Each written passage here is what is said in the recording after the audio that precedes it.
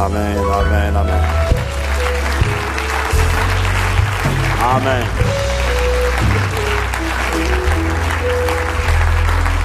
Alors, bienvenue à chacun d'entre vous. Bienvenue à Impact Centre Chrétien. Quelqu'un dit Amen. Amen. Vous allez, ça fait longtemps qu'on ne t'a pas vu. Si. On est dans le secteur, on travaille. Voilà, donc bienvenue. Nous sommes contents de retrouver la famille Impact Centre Chrétien par Internet. Mais il faut aussi accepter que nous puissions partir.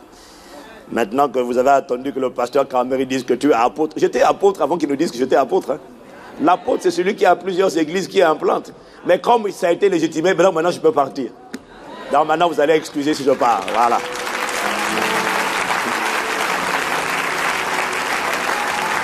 N'empêche que ça fait plaisir d'être à la maison. Et de voir ces beaux visages. Hein, quand même. Bon, faites mieux que ça quand même, mieux que ça. Ah. Je vais vous asseoir dans sa présence, mais avant de t'asseoir, tu dis gloire à Dieu. Voilà. Alléluia. Oh, quelqu'un me dit gloire encore. Avant de commencer, des fois je me demande, est-ce qu'on est obligé de donner un message à chaque fois d'ailleurs? Hein?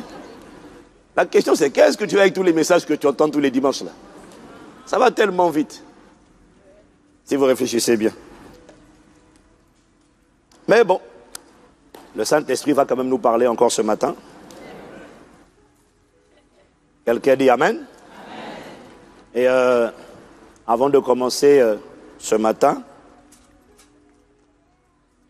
je vais prendre le temps juste de faire un petit clin d'œil pour vous parler de l'importance, à mon sens, de Impact École Biblique. Parce que je crois que beaucoup de gens ne réalisent pas l'importance, ne voient pas trop l'utilité de faire Impact École Biblique Internationale. Pour moi, c'est le meilleur des conseils que je puisse donner à une personne qui a envie d'aller en profondeur. Le dimanche, les paroles sont profondes, c'est vrai, mais on ne fait pas asseoir. On ne fait pas asseoir. Il faut prendre le temps de ruminer, de digérer, de faire asseoir, de partager, d'interréagir. Et c'est ce que nous faisons à l'école biblique tout au long de l'année. Et je crois vraiment que c'est un excellent investissement. Je crois que c'est l'un des meilleurs investissements que vous puissiez faire. Je ne le dis pas pour qu'ils aient des étudiants, c'est vraiment pas mon souci. Je dis ça pour ton édification, si tu as envie d'aller loin. Parce qu'il faut prendre parfois le temps d'asseoir les choses. Et j'avoue qu'on ne prend pas forcément le temps d'asseoir. Et qu'à l'école biblique, on assied. Et très franchement, je trouve vraiment que l'école biblique a progressé en excellence dans la manière d'organiser, dans la manière d'interagir, la conception des programmes. Moi-même, je suis ébahi. Et j'avoue que je suis un peu largué. Et je suis épaté. Et je bénis Dieu pour les personnes qui conduisent l'école biblique. Voilà. Amen. Deuxièmement, je vous apporte les salutations de Impact Centre Chrétien et Cotonou et Porto Novo et Lomé aussi, donc c'est en Afrique de l'Ouest, où on a fait un superbe, puissant et magnifique et glorieux séminaire qui a beaucoup pris ma voix. Et hier encore, j'étais à Bruxelles, donc vraiment, ça va aller. Mais les gens m'ont dit, mais dis donc, mais quand on est dans ces configurations-là, c'est pas la même onction que ce qu'on voit à Boissy. Hein. Mais à Boissy, on est calme. Mais là, mon gars, là-bas, en plus quand tu vas à Cotonou, frère, il faut être en feu là-bas. Hein. Parce que les djoudjous t'attendent. Hein. Toutes les coalitions. Non, j'aime ça. Vous savez, la Bible dit, là où le péché a abondé, la grâce a surabondé. Quand l'occultisme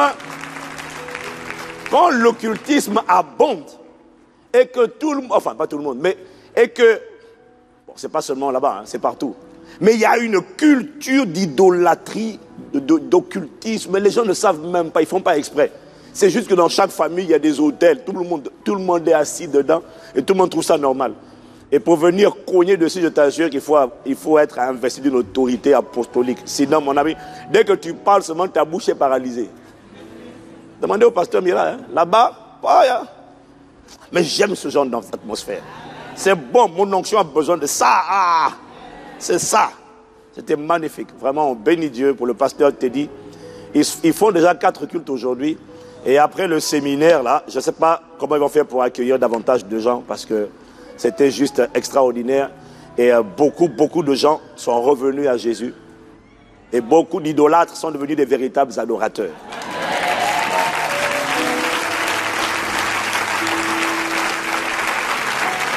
Vous voyez, j'étais bien accompagné avec le pasteur Mira et son épouse. Dites Amen. En tout cas, les gens me disent non, excusez-nous. Il serait vraiment souhaitable et convenable et important que vous puissiez revenir régulièrement pour changer ce pays. Oui. Donc vous comprenez que quand on part comme ça, là, vraiment des fois, et nous on a fait quoi? On a fini le lundi, dimanche on a pris l'avion immédiatement parce qu'il fallait être à Bruxelles le week-end. Et parfois on a juste envie de se poser et d'asseoir encore davantage les choses. Mais bon, gloire à Dieu. Et je vous dis, comment je vous dis que c'était fort? C'est que c'était fort. 4 heures debout le samedi, 4 heures. À la fin des 4 heures, mes jambes tremblaient comme ça. Mais c'était tellement fort. Et il y avait une telle hostilité occulte. Il y a même quelqu'un qui me demandait, un journaliste qui me demandait, mais vous voulez dire que les traditions africaines, en Afrique, on a un héritage? Vous voulez dire que tout ça là, c'est quoi? C'est à jeter, que c'est mauvais? Comment osez-vous dire ça? Ah, quand j'ai pris le micro après, j'ai dit, Seigneur, réponds toi-même. J'ai dit, Seigneur, il faut que tu fasses atterrir une dimension de puissance et de présence qu'ils n'ont jamais vue. Et je te garantis, quand le Saint-Esprit a atterri, les gens étaient, waouh! Moi-même, j'étais là, là, je ne parle même plus. Je suis en train de voler, oh! Dis avec moi la mission.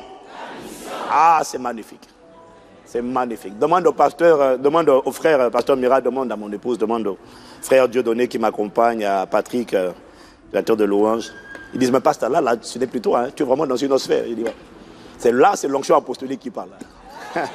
Ah oui.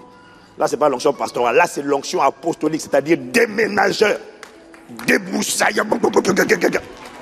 Voilà. Dis avec moi, gloire à Dieu. Donc, tu comprends pourquoi il faut me laisser partir. Quand tu me vois pas, il faut être content parce que ça veut dire qu'on est en train de débroussailler et d'ouvrir de nouvelles brèches et de ramener les âmes à Christ. Quelqu'un dit gloire à Dieu encore. Et hier, vendredi et hier, nous avons fait la dédicace du nouveau campus d'Impact Centre Chrétien Bruxelles. Vraiment. Alors franchement, le pasteur Christian, vraiment, nous bénissons Dieu pour lui. Honnêtement, il a fait un travail avec l'équipe, hein, mais tout commence toujours par une personne, la locomotive. Et ils ont plus de 950 places là, et c'est solennel, et c'est grand, il y a plein de pièces, il y a plein de salles partout. C'est pas encore finalisé totalement. Ils ont une belle cafétéria que vous voyez là. Ça, c'est le hall d'entrée. Oh, mais dis donc vraiment. Voilà, ça, c'est le hall d'entrée. Il y a des écrans dans toutes les salles. Ils ont une régie. Ils ont même une web radio. D'ailleurs, je lance un appel aux personnes créatives qui veulent faire avancer le campus de Paris, de venir de venir me voir moi. Moi, c'est chaud. De venir voir Tata Juliana. Et voilà, si vous avez à cœur la créativité, vous voulez étirer le royaume à travers les nouvelles technologies, à part le MCM, venez nous voir. Voilà, ça c'est le bureau du pasteur Eva. J'ai dit, dis donc, ton bureau est magnifique, hein, maman. Hein? Il est même plus grand que mon bureau maintenant, c'est fort ça. Mais ils ont quand même ramé là où ils étaient, donc il faut bénir Dieu pour la progression. Alléluia.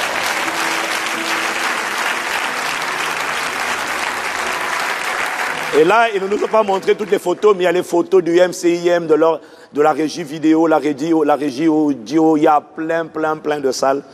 C'est plus grand que Boissy, je reconnais. Et je leur ai dit, heureusement que Boissy s'apprête.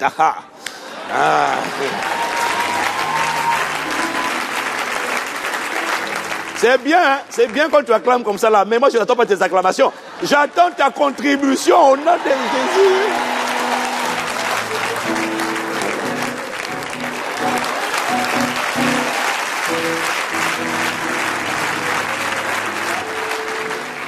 Dis avec moi, nous sommes les premiers. Hey, on ne va pas rester derrière. Hein? On a lancé l'appel pour Cotonou. Le bâtiment que Cotonou va construire, mais c'est un bijou. J'ai dit, hein, vous voulez construire vous aussi. Et Brazza, ils ont déjà commencé. Hein. ICC est un mouvement qui est en train de se déployer par le Saint-Esprit. Ah ouais. Brazza, ils ont commencé déjà, ils ont lancé les travaux. 6 millions d'euros. Ils ne les ont pas, ils sont comme nous.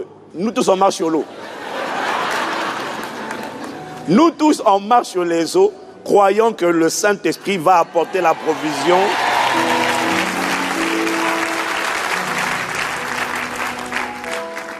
Mais après que tu dis Amen, rappelle-toi qu'il le fait à travers toi et moi. Et là, tu dis un mot.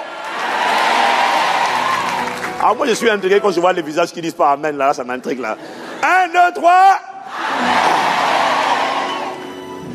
Voilà. C'est mieux comme ça. Donc les prochaines semaines, les prochains mois, nous allons intensifier la communication. Parce qu'en plus, le devis initial a augmenté. Alléluia. C'était 10 millions, maintenant nous allons plutôt dans les 15 millions. J'ai dit, 15 millions d'euros. J'ai dit, Seigneur, c'est ton œuvre. Hein? D'ailleurs, la preuve que c'est ton œuvre, moi je me casse d'ici, je vais en voyage. Je te laisse avec les gens de Paris, vous vous débrouillez, nous on est partis. Dis avec moi, c'est possible. Je n'arrive même pas à m'inquiéter. Je cherche la visage, je n'arrive pas. Je suis détendu. Dieu le parlera. Sa fidélité parlera, sa capacité parlera. Dieu le fera. Et ça sera un autel à la gloire de son nom. Je veux entendre un amen plus conséquent. Ah. Ok, on va rentrer dans la parole d'aujourd'hui. Je voudrais que tu dises à ton voisin, voisin, un véritable adorateur ne peut pas être vaincu. Voilà. Dis ça à quelqu'un d'autre. Un véritable adorateur ne peut pas être vaincu. Quelqu'un dit Amen. Alors, aujourd'hui, je voudrais revenir un peu sur tout ce qu'on a dit depuis le mois de juin. Parce que vous avez remarqué que finalement, le Saint-Esprit nous a gardés dans la même lignée à travers différents intervenants. On est quand même resté sur la même thématique. Quelqu'un dit Amen si c'est vrai. Et le constat que j'ai fait, c'est que partout dans le monde francophone, je suis impressionné de voir le nombre de personnes qui ont écouté et réécouté et réécouté et réécouté la série d'enseignements sur le mystère des autels et leurs caractéristiques. Il y a du monde, il y a des gens, même des anglophones qui ont écouté. J'ai reçu des messages d'Afrique du Sud où des francophones étaient en train de traduire ce message à des anglophones. Et les anglophones disaient, mais est-ce qu'il n'y a pas de message en anglais? Parce que c'est tellement fort, on n'entend pas ça, on entend ça rarement. Et après, même quand on l'entend, la vérité, c'est que chacun de nous a son niveau de grâce, de sagesse et de révélation, dans la manière et de profondeur, dans la manière d'expliquer les choses. On peut expliquer la chose, mais ne pas l'expliquer avec une profonde sagesse et une profonde assimilation. Est-ce que quelqu'un me suit?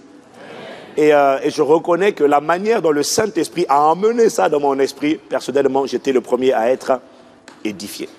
Et j'ai vu des multitudes qui ont été édifiées et j'ai reçu des messages de partout. Quand je te dis de partout, ça veut dire de partout, de tous les continents, de tous les francophones de partout. Et d'ailleurs, dans les prochains mois, nous allons entrer dans la dimension de l'interprétation en anglais systématique à tous les cultes. Oui. Avec des cabines, avec des casques, les anglophones pourront venir à l'église et même sur Internet, on pourra écouter la version francophone ou on pourra écouter la version en anglais, même sur Internet. Oui. Normalement, tu aurais quand même dû te réjouir là. Quelqu'un me dit un bon Amen. Les gens, moi je ne sais pas si toi tu as réécouté cette série pour la faire asseoir en toi, mais je te garantis que les gens ont réécouté de partout. Donc j'espère que nous ne sommes pas en reste. Et beaucoup ont réalisé, beaucoup ont compris la source, l'origine de certains blocages alors qu'ils ne vivaient pas dans le péché de manière flagrante. Ils ne vivaient pas dans le mensonge. On a vu, j'ai beaucoup aimé l'enseignement du pasteur Mohamed, on a vu comment le péché peut te bloquer toi-même sans que ce soit les autels de ton propre péché. Mais la vérité, c'est que beaucoup ne vivent pas dans le mensonge, ils ne vivent pas dans le mépris. Ils honorent, ils disent la vérité, ils ne vivent pas dans l'impudicité, ils marchent dans la sainteté. Ils n'ont pas de haine, ils pardonnent, mais il n'empêche que le mariage bloqué, destiné bloqué, travail bloqué, entrailles bloquées. Et c'est là qu'on parle de l'importance du mystère des autels. Parce que je vais te faire une très grande révélation que tu as dû toi aussi découvrir. C'est qu'il n'est pas nécessaire de vivre une vie de débauche, de souillure et de péché à l'extrême pour être bloqué et lié. C'est pour ça qu'on parle du mystère des autels. Amen. Dis encore Amen. Amen. Tu peux... Moi, j'ai connu des femmes qui se consacrent dans la sainteté totale. J'ai même connu une soeur qui n'a jamais connu d'homme. Elle n'a pas d'amertume. Elle est tout le temps à l'église, mais impossible de se marier. Autel satanique. Réclamation des autels. Destiné à être eunuque. Satan a échoué lamentablement.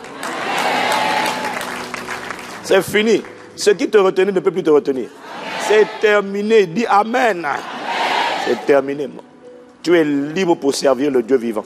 Si le Fils vous a franchi, c'est pour la liberté. Quelqu'un dit encore Amen. Donc, dis avec moi les autels.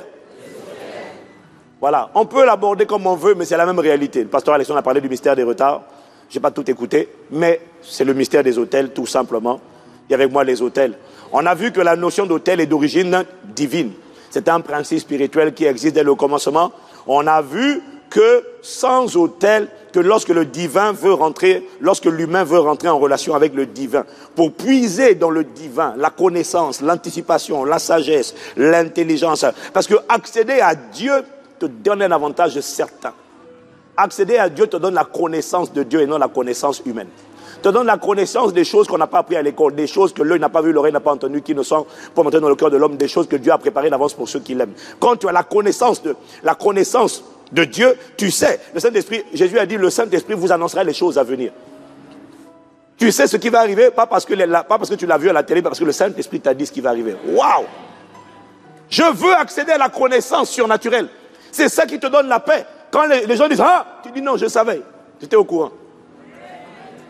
Ah, je ne sens pas.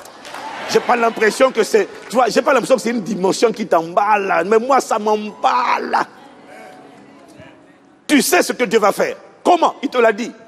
David savait que Goliath allait tomber. Comment? L'onction donne la connaissance. Il dit, vous n'avez pas besoin que vous enseigne toutes choses parce que vous avez reçu l'onction de la part de celui qui est saint. Et cette onction vous donne la connaissance. David prend la fronde, il prend la fronde comme ça là. Il prend sa petite fronde. Les gens disent, mais il est fou le petit. Il sait qu'il va tomber. Il a reçu par révélation. Quand tu marches dans la connaissance de Dieu, tu marches dans la conscience de Dieu, dans la connaissance. Mais tu es détendu. Voilà pourquoi on me dit 15 millions d'euros. Mais tu as vu ça humainement, c'est impossible. Alors je te parle, c'est matériellement, mathématiquement, financièrement impossible. C'est du non-sens. Comment tu fais pour être détendu, pour avoir le sourire? La connaissance des choses d'en haut. Dieu a parlé, il va veiller sur sa parole pour l'exécuter.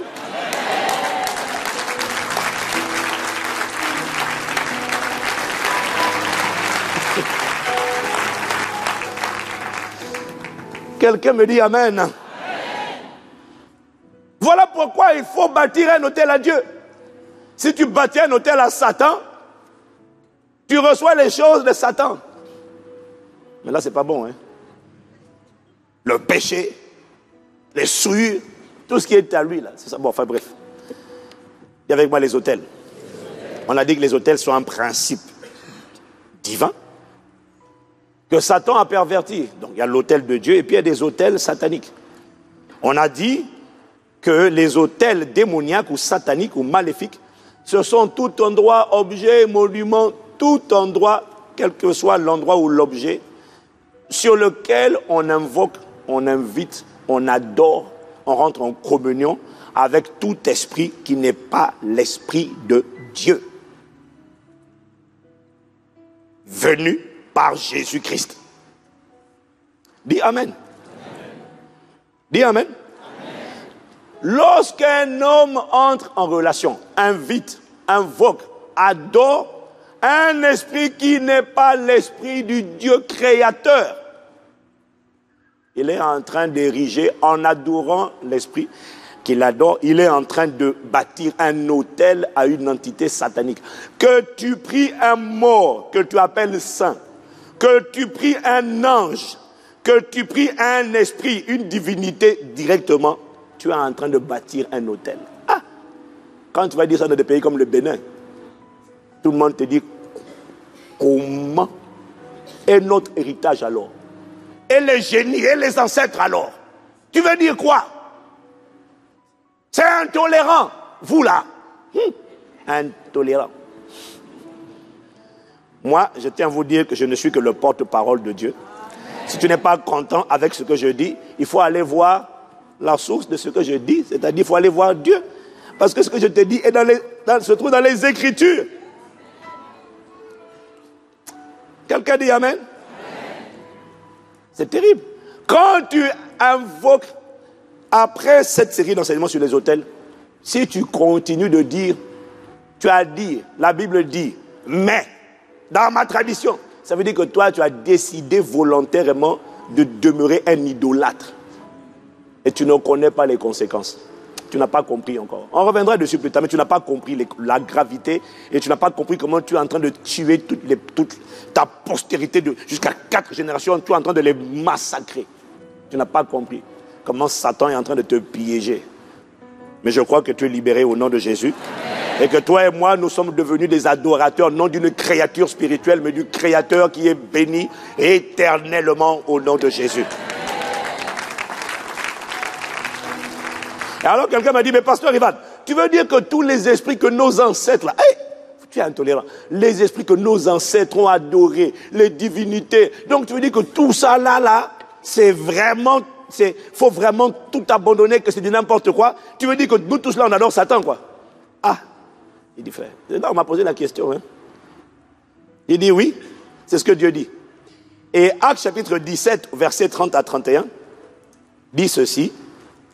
Dieu, sans tenir compte des temps d'ignorance, annonce maintenant à tous les hommes, pas à certains, pas aux chrétiens, à tous les hommes, en tout lieu, qu'ils aient à se repentir.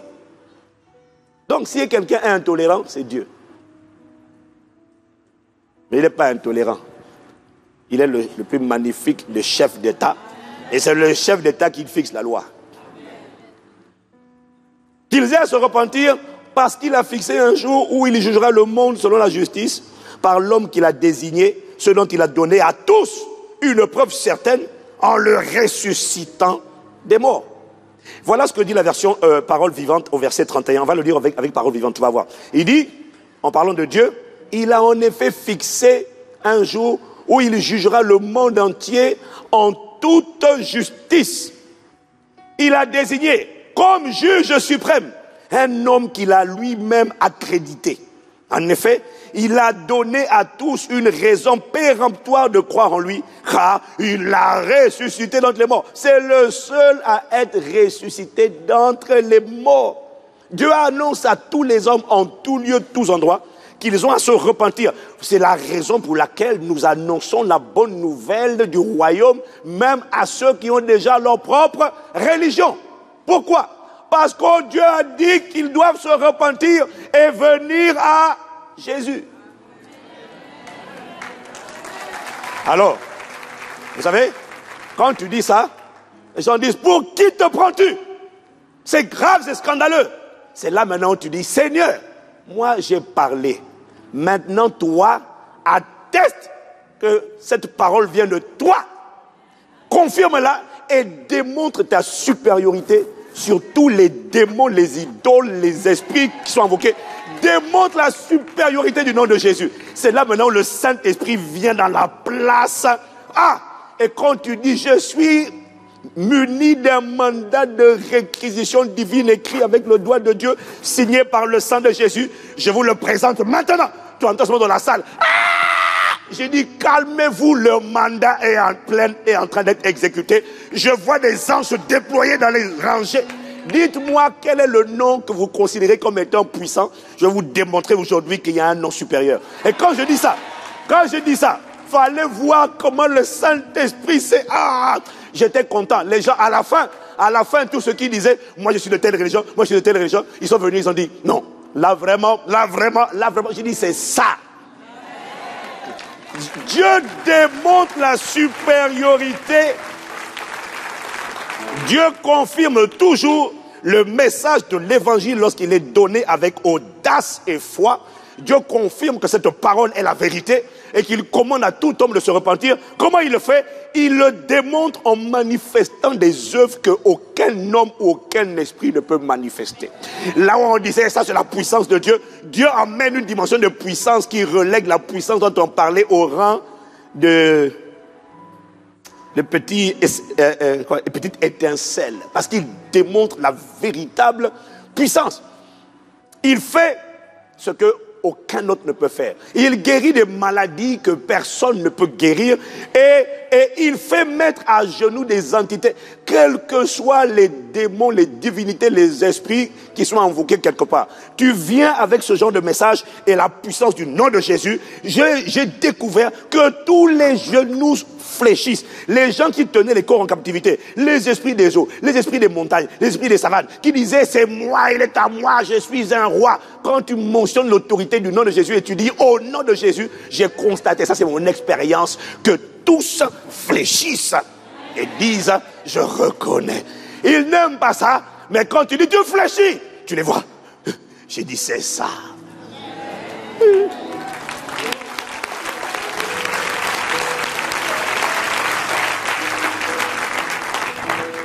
Si on annonce ce genre de message, sans que ce genre de message ne soit accompagné d'une preuve, d'un tampon qui prouve que ce message est vrai, tu es un théoricien. Tu n'es pas crédible. Est-ce que quelqu'un me suit? Mais quand tu dis Saint-Esprit, confirme la parole. Et là, que les gens disent, ah non. Maintenant, le problème, c'est qu'après, maintenant, ils viennent et disent, non, le gars est trop fort. Ils m'interrogent. Non, mais vous êtes trop fort. Je dis, non, pardon, non, moi, je ne suis pas trop fort. Parce que du coup, ils veulent maintenant me magnifier. Je dis, non, c'est le Saint-Esprit qui est la source de ça. C'est pas moi. Qui est fou? Ça, c'est pas moi. Non, le gars est trop fort. Je dis, arrêtez de dire le gars. C'est le Saint-Esprit qui est trop fort. Oh, quelqu'un me dit Amen. Oui. C'est pour ça que nous annonçons l'évangile. Et nous osons annoncer l'évangile. Va pas annoncer l'évangile si tu n'es pas convaincu que la puissance du Saint-Esprit va confirmer la parole. Va pas annoncer juste la théorie, parce qu'il y a des endroits, mon ami, où même quand tu vas commencer à parler, on a vu des gens, hein, ils commencent à parler, la voix se bloque. Et vous blaguez. Il y a des sorciers qui ont chauffé leur hôtel grave. Hein. Ils ont chauffé leur hôtel, toi tu veux venir leur parler? Tu veux venir parler? Tu dis, mais je suis croyant. On dit non, il fallait chauffer l'hôtel avant de venir parler toi aussi. Il fallait chauffer l'hôtel de la croix, du calvaire, la croix de Jésus à l'intérieur de toi. Tu as osé parler? Oh, quelqu'un dit gloire à Dieu. Ah. Et avec moi, l'hôtel de Dieu. Donc, je suis en train de faire une petite rétrospective. Est-ce que c'est bon? Donc, nous avons dit que les hôtels, chaque point là, c'est tout un enseignement. Et en plus, le Seigneur m'a donné encore plus de profondeur. Quand j'ai voyagé, il y a des choses que j'ai encore mieux compris. J'ai dit, waouh! Bref, il m'a dit que les hôtels sont des lieux de sacrifice. On a dit que les hôtels sont des lieux d'alliance. On a dit que les hôtels parlent. On a dit que les hôtels sont des lieux d'adoration. Si tu me suis, dis Amen. Alors, depuis qu'on a dit ça, plusieurs d'entre nous ont décidé de se lever, de prier pour eux-mêmes et d'entrer en guerre contre les hôtels familiaux, territoriaux, qui bloquaient leur vie ou qui bloquaient la vie des gens qu'ils connaissaient. Alors ainsi, plusieurs se sont levés et ont dit, ah, pasteur, ça c'est les hôtels. On va attaquer, charger. Bon, il m'a dit de te dire quand même, de te mettre en garde, s'engager à détruire les hôtels qui parlent contre toi ou qui parlent contre les gens que tu connais, sans toi-même devenir un bâtisseur de l'hôtel de Dieu. Manga, je dois quand même te dire que tu te mets sérieusement en danger. Hein? Parce que attaquer les hôtels, c'est attaquer les esprits, les gardiens. C'est attaquer les divinités. Avant de faire ça, moi je dis toujours, tu sais, si tu es sage, avant de chasser les démons, parfois, quand je dis ça, en Côte d'Ivoire, les gens rigolent, ils ont dit, il ne faut pas dire ça. Je dis, attendez, parfois, il ne faut pas s'empresser, parce qu'il y a des gens, pasteurs, qui m'appellent, qui m'envoient des messages. J'ai besoin d'une délivrance. J'ai besoin d'une délivrance. J'ai besoin d'une délivrance. Je viens ici, c'est pour une délivrance. Je viens, pasteur. J'ai besoin de la délivrance. Il dit, maman, mon gars, je te donne un conseil.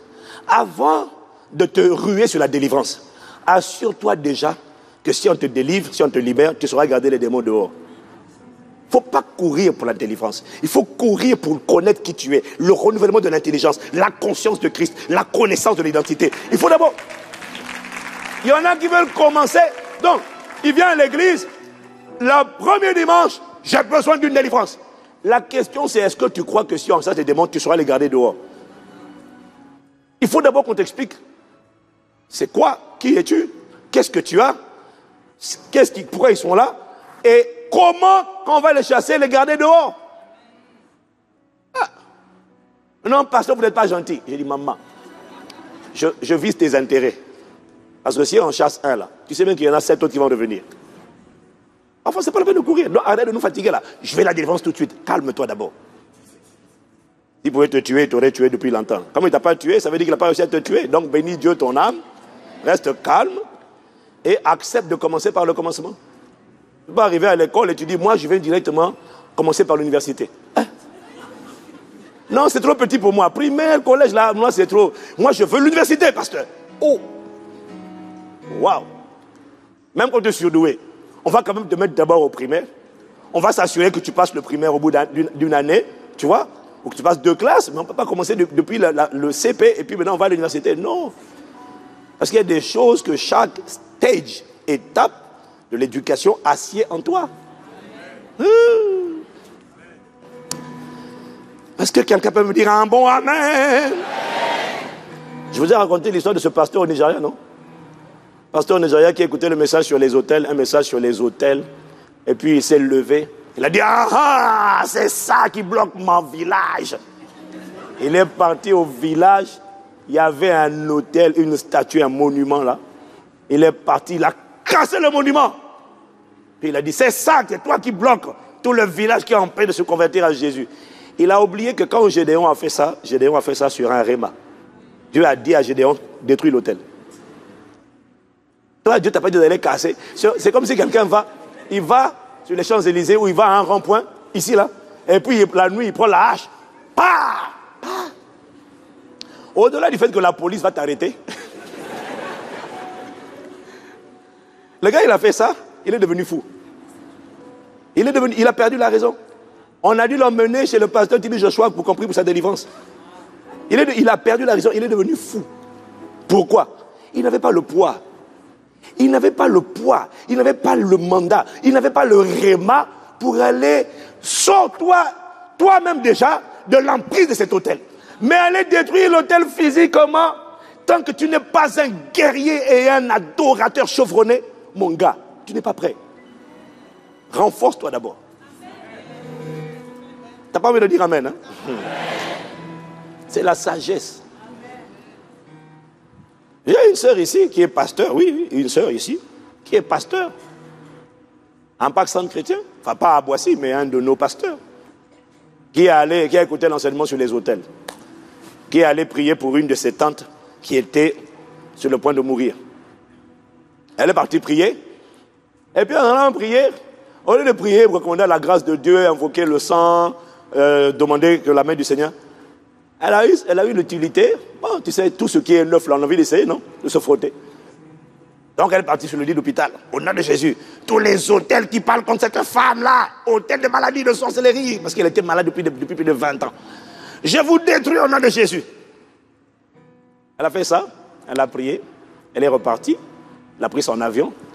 Quand elle est repartie dans son pays, là où elle est basée, au bout de quelques jours, son pied a commencé à enfler. Une plaie a surgi dans l'orteil. La cheville. Et la plaie, elle a mis tout, les antiseptiques, antibiotiques, anti-tout. La plaie ne faisait que gonfler. Elle ne pouvait plus mettre de chaussures. Pasteur, à ICC, hein. Donc, théoriquement, pas petit quand même. Sous l'autorité du pasteur Ivan de Castelou. La kata les rebo, chakata les rebo. Mais le problème, c'est que Dieu ne l'a pas envoyé. Le Saint-Esprit lui a rien dit. Elle m'appelle, elle me raconte ça. Il dit, tu as manqué de sagesse. Tu as fait excès de zèle. Tu es allé sans la parole. Il faut demander pardon. Elle a demandé pardon. Prier avec elle au téléphone. Il dit, bon, maintenant, la main invisible qui s'est appresentée sur toi là, tu la coupes au nom de Jésus. Quelques jours après, tout a disparu. Voilà.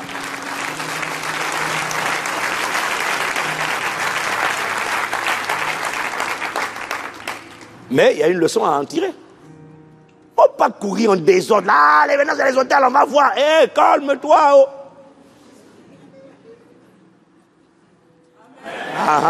Dis encore. Mais oui, c'est la vérité. Dis à ton voisin. Vous devez comprendre une chose. Détruire les hôtels sataniques ne consiste pas juste à réciter des prières. Allez, va sur Internet. Tu as trouvé une formule. Comment détruire les... Dans le nom de Jésus. J'ai détruit... Frère, ce n'est pas récitation. C'est révélation et autorité spirituelle. Parce que le tout, ce n'est pas de dire des paroles. Le tout, c'est que tes paroles aient du poids. Voilà pourquoi tu dois d'abord te préparer toi-même en renforçant l'autel de Dieu dans ta vie. Comment? En devenant d'abord un guerrier, c'est-à-dire un véritable adorateur.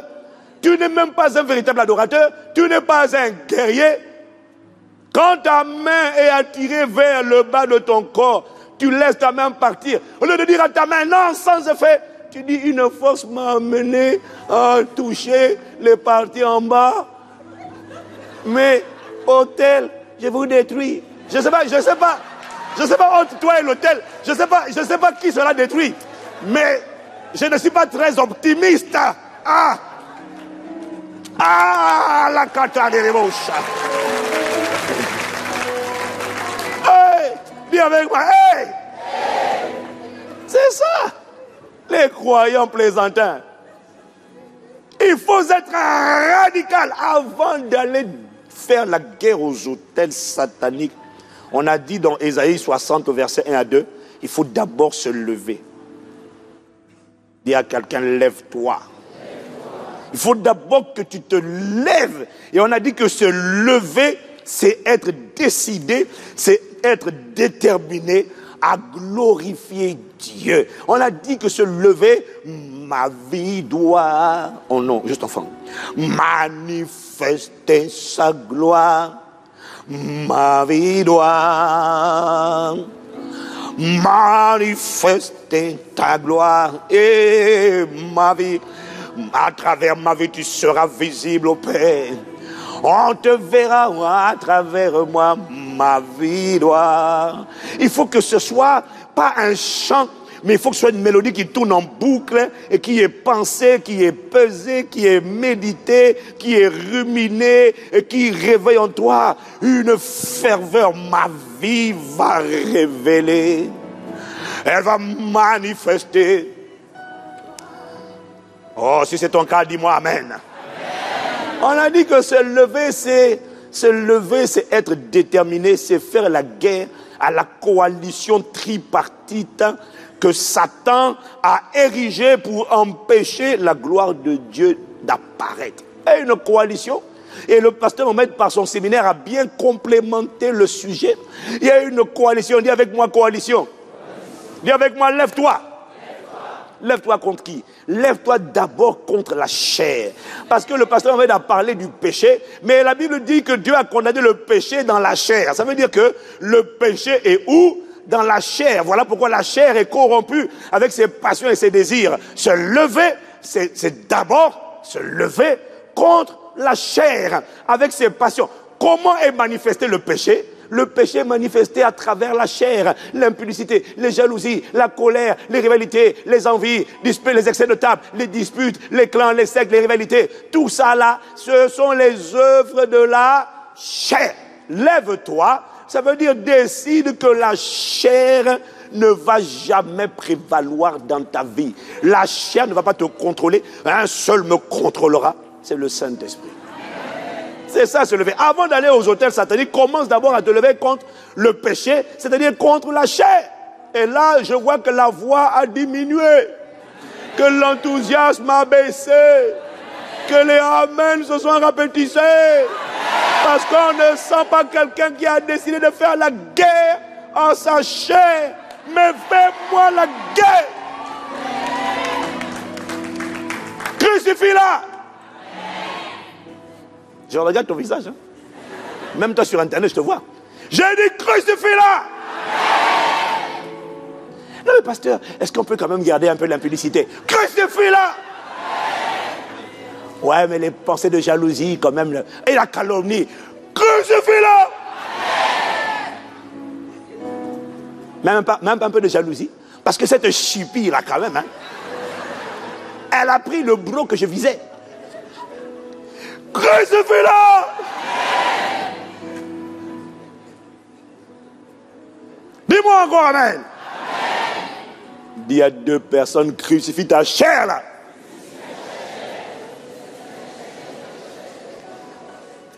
Oui, c'est ça. Vous voyez, les chrétiens préfèrent combattre les démons plutôt que de crucifier leur chair. Ils préfèrent, embrasser Satan. Au nom de Jésus, esprit des eaux. Ouais, mais crucifie d'abord l'amertume là. Prends-moi l'amertume là. Crucifie ça. Et l'orgueil là. Crucifie l'orgueil. En bon, mais comment je fais? Renonce au poste, renonce au titre, renonce aux honneurs. Reste derrière. Si tu t'habitues à être devant, renonce. Ah, mais là maintenant,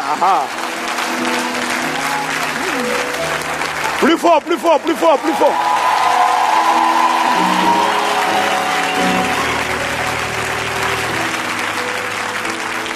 Mais comment est-ce que je crucifie les pensées d'impudicité? Enlève ces téléphones qui réveillent la convoitise en toi. Enlève ces numéros de ton portable. Et mets dans Samsung. Rejet, appel rejeté. Bloqué.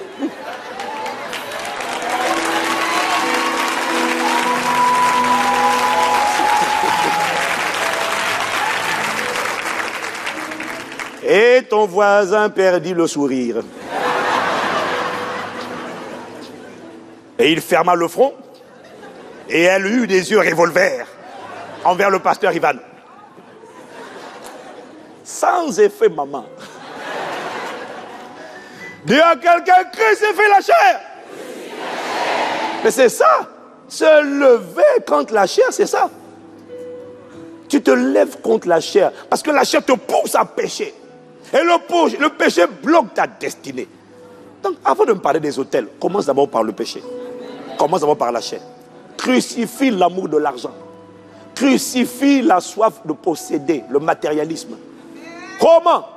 Donne-moi tes bijoux.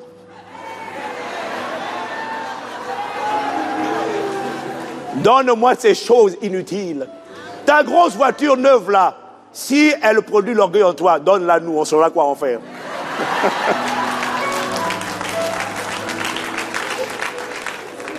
Oh, mais il faut dire, on blague là, regarde là. Il dit, mais non, c'est la cupidité. Donc, t'inquiète pas, c'est pas pour moi, c'est pour l'église.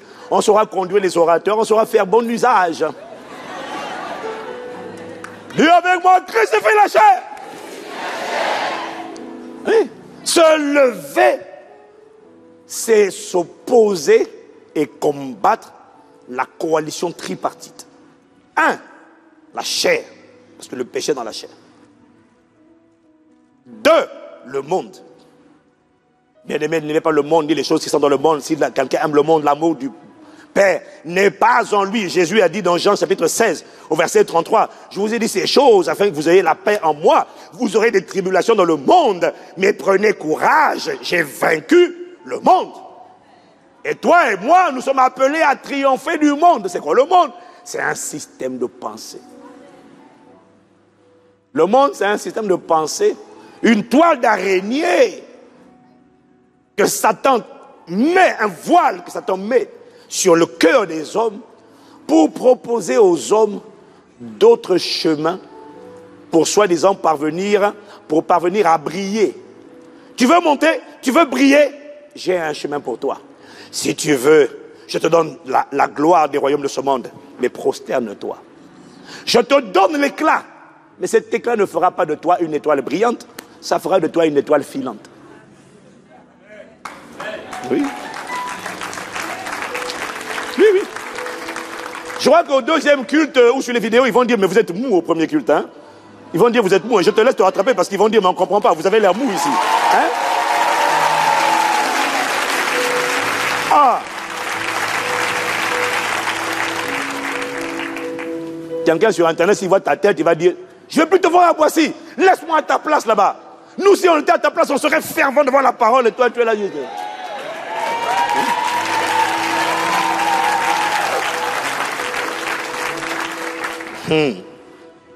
Quelqu'un dit Amen.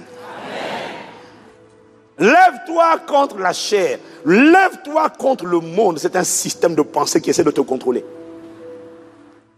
C'est un système de pensée qui te dit que si tu veux briller, j'ai un itinéraire à te proposer.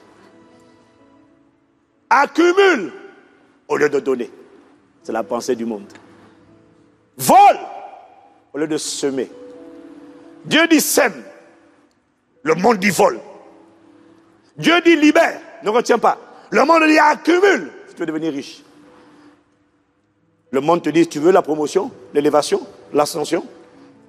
On a un grand maître, rentre dans notre loge. Rentre dans notre groupe. Fais un pacte de sang. Prosterne-toi et tu vas avoir les réseaux, les contacts. Dieu dit, tu veux être le plus grand? Tu veux monter? Sois fidèle. Humilie-toi. Abaisse-toi et il t'élèvera. Le monde te dit, connecte, abaisse-toi, mais devant le grand maître. Jamais de la vie, jamais, j'ai dit jamais, sans effet. L'élévation ne vient ni du nord, ni de l'est, ni du sud, ni de l'ouest. L'élévation, ma Bible dit, vient de l'Éternel. C'est lui qui élève, c'est lui qui abaisse. Et je vais te dire une chose. Je nous vois divinement élevés sans l'assistance d'une main humaine. Divinement élevé sans l'assistance d'une main humaine. Et l'avantage de ça, tu sais c'est quoi? C'est que quand Dieu t'a élevé, c'est Dieu qui te maintient. Quand c'est un homme qui t'a élevé, le jour où il n'est pas content de la manière dont tu lui as dit bonjour, il dit je t'abaisse tout de suite. Mais mon élévation ne peut pas être abaissée par un homme. Oh, merci pour l'élévation divine. Ah.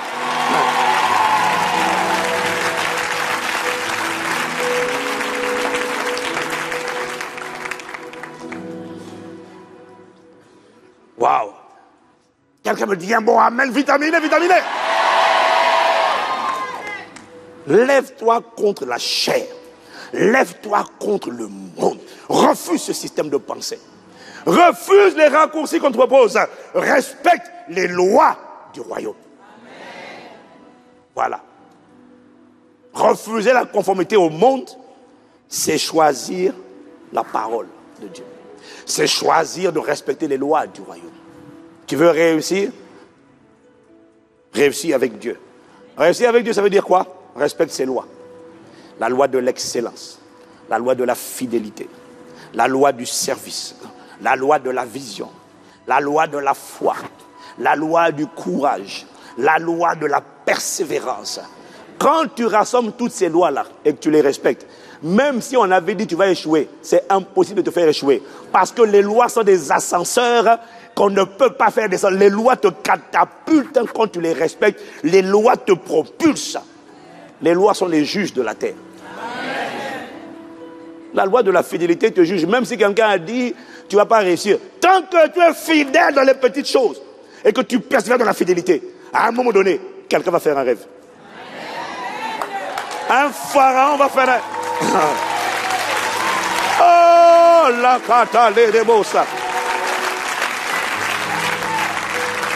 Voilà le secret de l'élévation. C'est comme ça que Dieu élève. Toi, tu ne veux pas être fidèle, tu ne veux pas prendre soin dans les petites choses, tu ne veux pas travailler, tu ne veux pas être diligent, tu veux arriver, dès que tu as dit tu vas avoir des milliards, Dieu ne dira jamais. Ces milliards-là, si le monde te les donne, le monde va te les reprendre. Voilà pourquoi tous les gens qui sont enrichis vite et mal comme ça, malheureusement, la plupart perdent lamentablement, et même quand ils n'ont pas perdu, ça leur est retiré. Ils finissent toujours pauvres. Leurs enfants pauvres, famille pauvre, génération pauvre, postérité pauvre, broke down. On ne sait pas où est passé l'argent.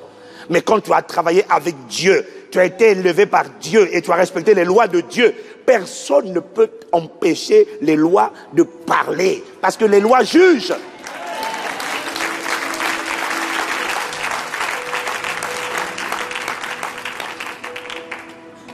Dis à quelqu'un, lève-toi contre le monde. Oui, lève-toi contre le monde. 1 Jean chapitre 5, verset 3 à 4, version parole vivante.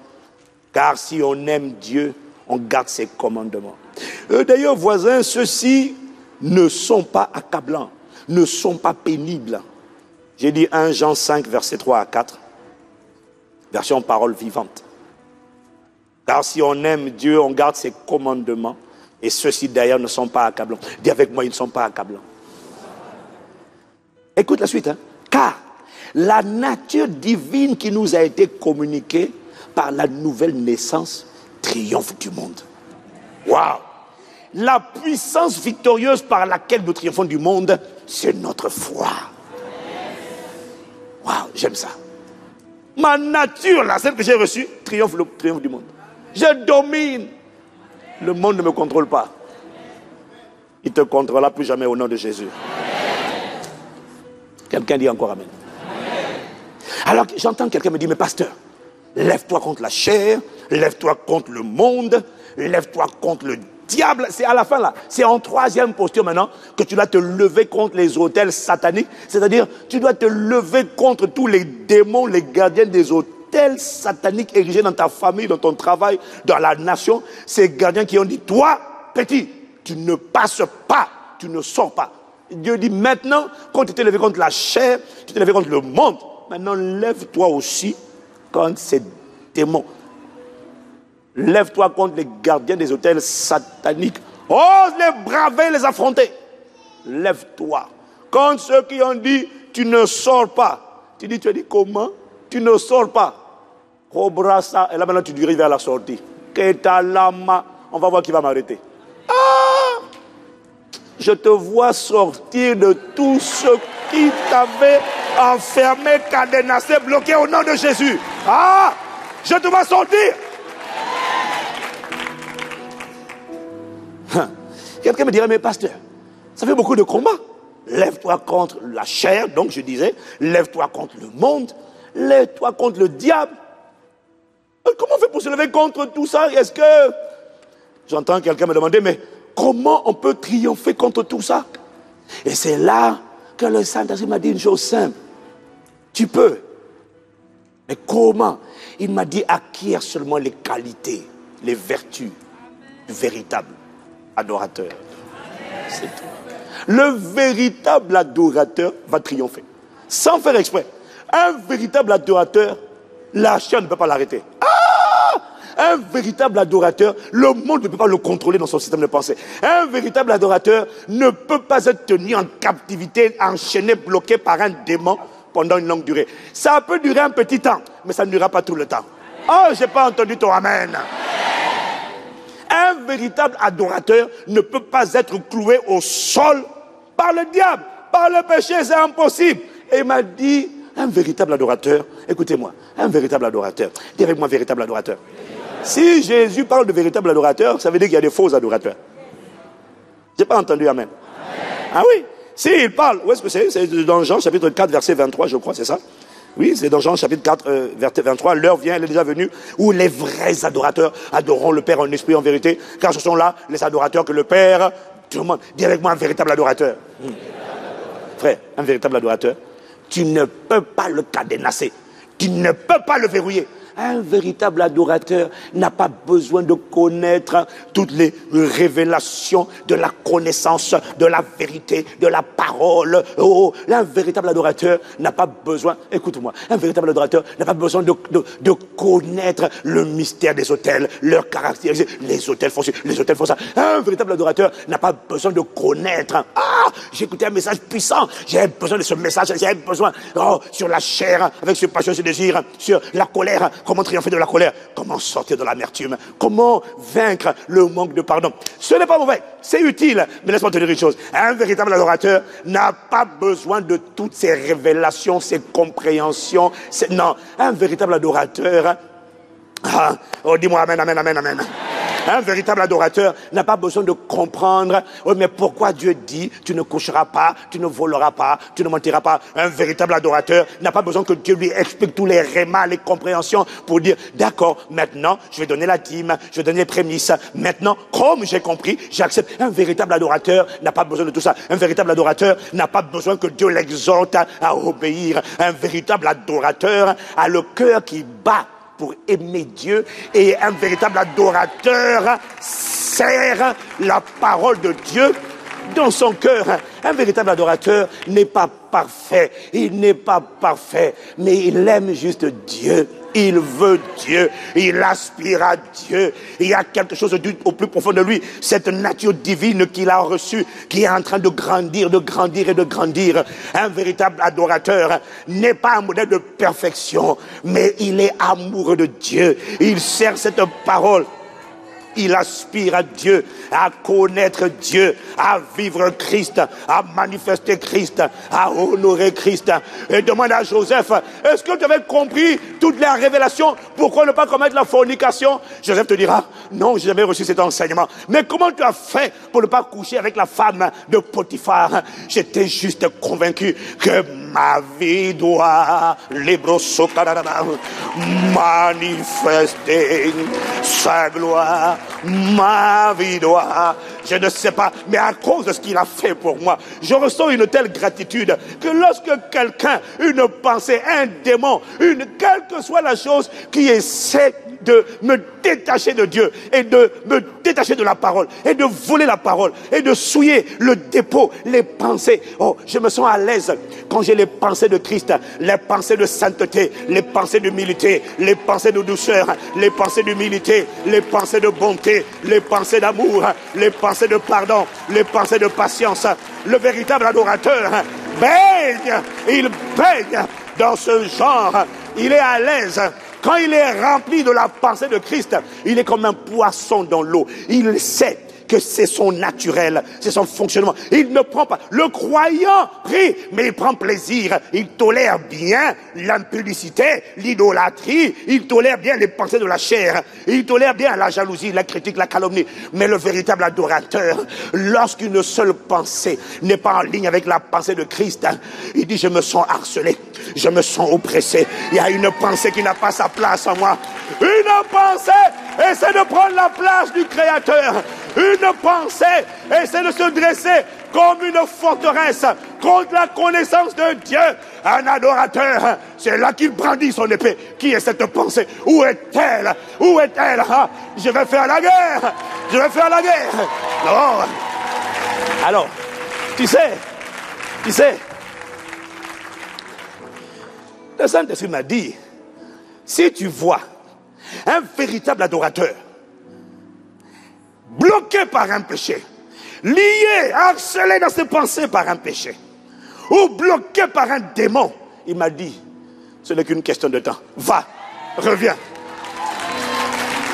Écoute-moi, tu n'as pas besoin d'être à son chevet tous les jours. Tu n'as pas besoin de le dire, alors ça va aujourd'hui? Parce qu'un véritable adorateur est stimulé par une horloge interne. Il y a une présence en lui. Il y a un repère. C'est Dieu seul doit avoir la première place dans mon cœur. Pasteur, aide-moi. Ou aide-moi pas. Mais je te garantis que cette pensée qui essaie de prendre la place de Dieu, pasteur, va en paix. Les catabroso catalerebosa. Quand tu vas revenir, cet esprit des eaux, cet esprit de séduction, cette sirène dont on t'a parlé, qui m'a dit, tu es à moi, tu es à moi. La nuit, je dors, elle vient dans mes rêves. Pasteur, ce n'est qu'un adorateur véritable. Je te dis, cette sirène-là, ce n'est qu'une question de temps. Va en paix. Mais bientôt, tu vas voir que la sirène qui était là, la sirène dit, j'en ai assez. L'esprit des eaux dit, non, lui, il me taillade. Je vais l'embrasser, lui dire, tu es à moi, tu es mon époux. Il me taillade. J'en peux plus, je reste à l'écart. Ah, oui, c'est ça. Un seul aura la première place sur le trône de mon cœur. Oh! Mararaboshaka. Dis avec moi, un véritable adorateur Un véritable adorateur. On ne peut pas l'enchaîner. Même quand on essaie de le cadenasser, de le bloquer, les démons disent tenez-le, tenez-le, tenez-le. Un véritable adorateur, tu ne peux pas. Il bouge. Les croyants sont comme hypnotisés, paralysés. J'accepte d'être emprisonné. Je me laisse faire. Un croyant va laisser. Un véritable adorateur, c'est-à-dire qu'il va combattre, il va être harcelé. Mais le harcèlement ne va pas durer. Parce qu'on ne sait pas par où le prendre. Les démons vont dire, mais écoute, viens, c'est toi, moi, je n'arrive pas. L'impudicité dit, écoute-moi, le Saint-Esprit m'a dit,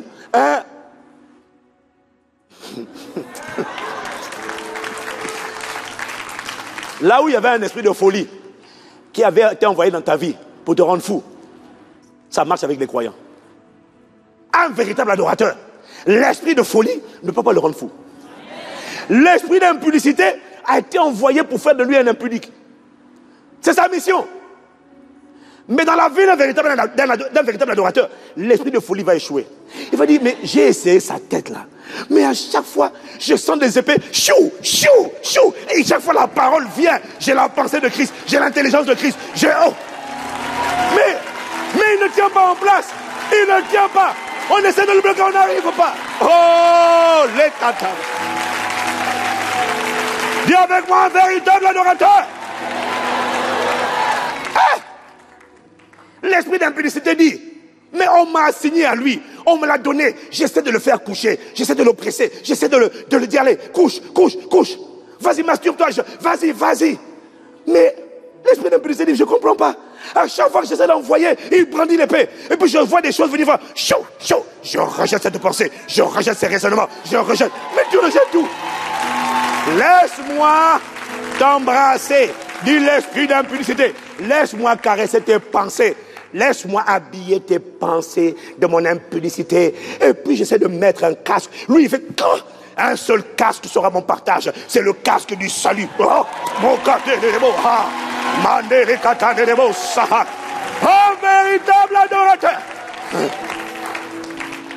ne peut pas être vaincu.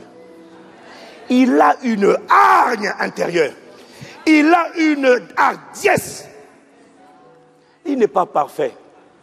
Il a juste décidé que Dieu seul sera visible dans sa vie. C'est tout. C'est tout. C'est tout.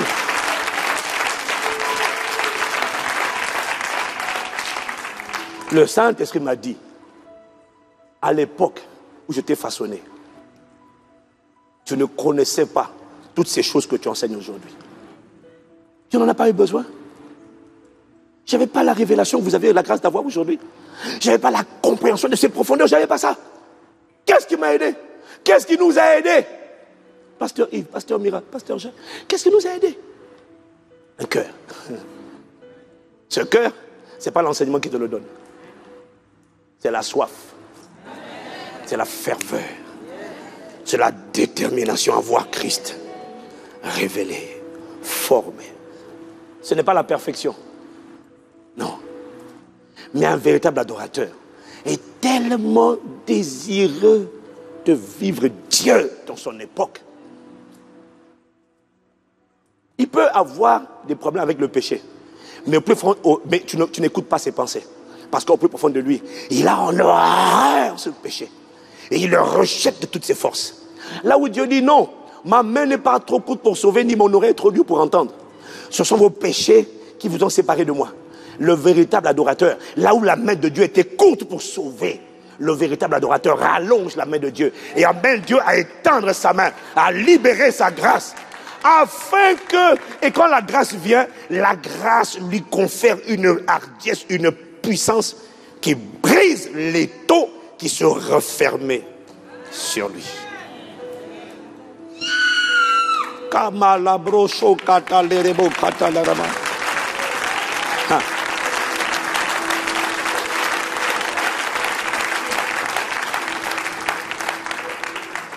On m'a enseigné beaucoup de choses.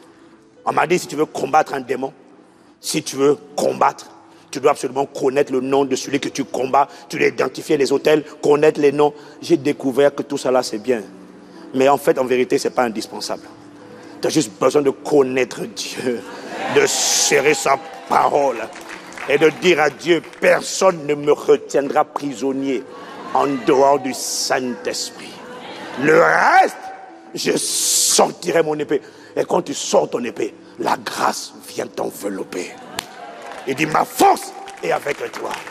Je te vois véritable adorateur. Je te vois véritable adorateur. Lève la main. Libra, lève-toi, lève-toi, lève-toi. Libra, Dieu a une armée, Dieu a une armée. Qui se lève. Ah, les catarébos pour lui obéir. Dieu a une arme. Oh, intègre-moi dans l'armée des véritables adorateurs pour le Seigneur. Dieu a une armée.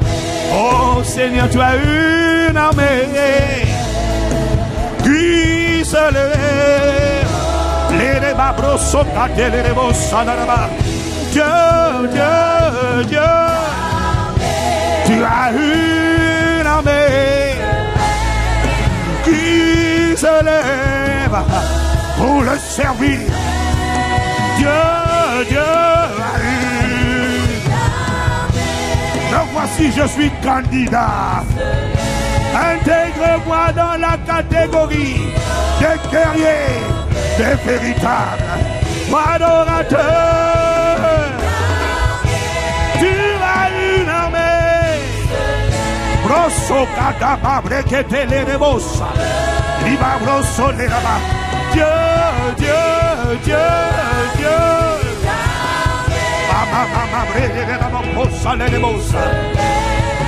Réveille les adorateurs qui triomphent de la chair, qui triomphent du monde, qui triomphent des gardiens sataniques des autels. Les véritables adorateurs ne peuvent pas être maintenus couchés à plat par le péché. La chair ne peut pas triompher. Fais de moi un véritable adorateur. Qualifie-moi. Père, je te prie. Ma vie doit te glorifier. Ma vie doit te révéler. Ma vie doit t'honorer. Ma vie doit t'exprimer. Ma vie doit te faire connaître.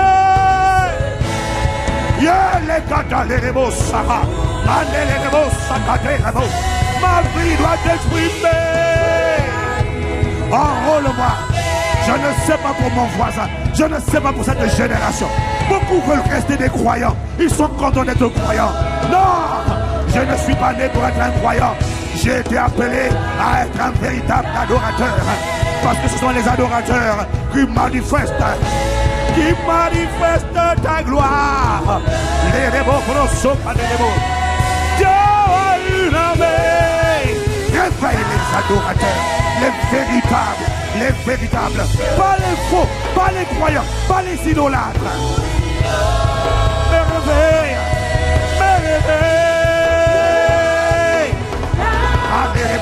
Les véritables adorateurs ne donnent pas d'excuses lorsque le Saint-Esprit leur demande pourquoi cette pensée est dans ton cœur. Les véritables adorateurs ne s'expliquent pas, ils ne justifient pas, ils n'argumentent pas, ils s'humilient et ils disent au péché, à la chair, ça fait trop longtemps que tu es dans ma vie. Le Saint-Esprit t'a pointé du doigt. À partir d'aujourd'hui, je me sépare de toi. Colère, haine, jalousie, amertume, peur. Ciao, bye bye. Je sors mon épée. Et si tu ne sors pas de plein gré, tu sortiras par l'épée. Tu sortiras à cause de la parole. Malaga de brosso kadaya. Yeah, les brosso kadaya. Dieu a une armée. Et ma brosso les rébats.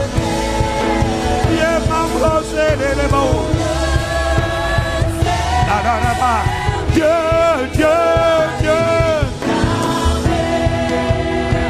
Il se lève.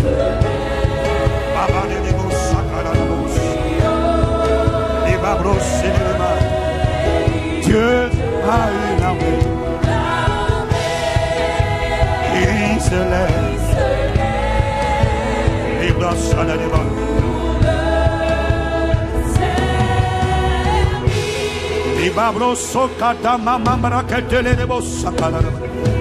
Lève les mains.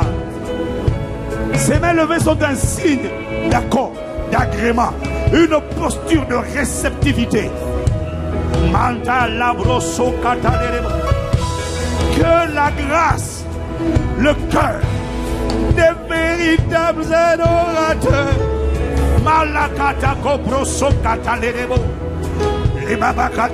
nous soit communiqués maintenant. Soit communiqué maintenant à toi qui es connecté. Maintenant dans cette salle, dans une salle annexe, ou sur internet, ou à la télévision. Que cette grâce vienne sur toi. Un nouveau cœur, un cœur de guerrier, un cœur d'amoureux, un cœur d'embrasé. Avec ce seul cœur, le Saint-Esprit m'a dit, tu auras des batailles, tu auras des combats, comme tous les croyants, comme tous les êtres humains. Mais la différence entre toi et les autres, c'est que dans quelque temps, on reviendra te voir. Et ce qui te harcelait ne te harcèlera plus. Ce qui t'enfermait ne t'enfermera plus. Un adorateur n'a même pas besoin de l'aide d'un pasteur, parce que le Saint-Esprit l'accompagne et l'aide directement. C'est une connexion. C'est une connexion spécialisée, une ligne sécurisée entre lui et le ciel. Dès qu'il invoque, il reçoit de l'aide. Parce que Dieu fait grâce à ceux qui s'humilient. Il entend les cris des justes et il le répand. Et l'adorateur arrive à allonger le bras de Dieu, là où le bras de Dieu était court pour les croyants à cause de leur amour du péché. À cause de son cœur, l'adorateur voit Dieu étendre sa main et dit, reçois ma grâce, reçois l'assistance angélique, reçois ma force, reçois ma vigueur, reçois ma capacité, reçois-la.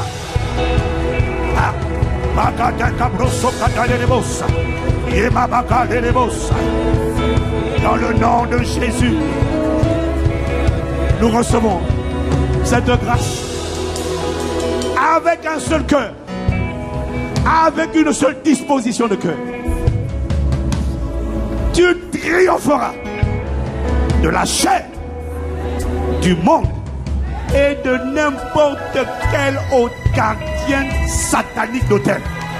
Aucun. Je vois la coalition tripartite du diable échouer lamentablement dans ta vie.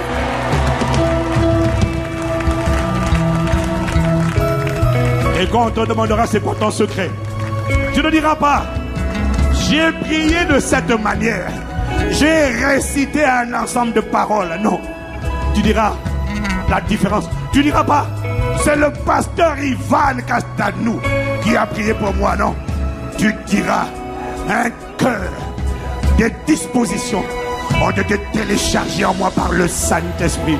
Un cœur m'a été donné. Et ce cœur a fait la différence par le Saint-Esprit. J'ai été challengé par les hommes, mais j'ai été secouru par le trône. Si tu le crois, alors tu as le droit d'acclamer, acclamer, acclamer, acclamer, acclamer. Y a-t-il un véritable adorateur pour acclamer?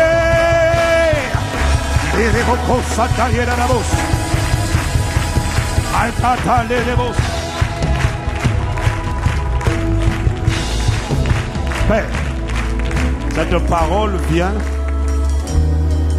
pour nous rappeler que nous n'avions pas besoin d'un enseignement supplémentaire pour opérer dans la liberté des enfants de Dieu. Nous sommes reconnaissants pour la parole. Mais ne nous laisse pas nous cacher derrière la non-compréhension d'une parole pour excuser et justifier que nos vies sont bloquées. Il m'a dit, si ta vie est bloquée, tu es peut-être en route, mais tu n'as pas encore atteint le stade. Quoi que tu penses et que tu prétendes, tu n'as pas atteint le stade des véritables adorateurs. Alors si tu es en route, cours, atteins cette dimension. Et quand tu auras atteint cette dimension, alors, comme une multitude de témoins, tu témoigneras de ce que c'est ce cœur qui a fait la différence. Au nom de Jésus. Amen, amen, amen, amen, amen, amen, amen.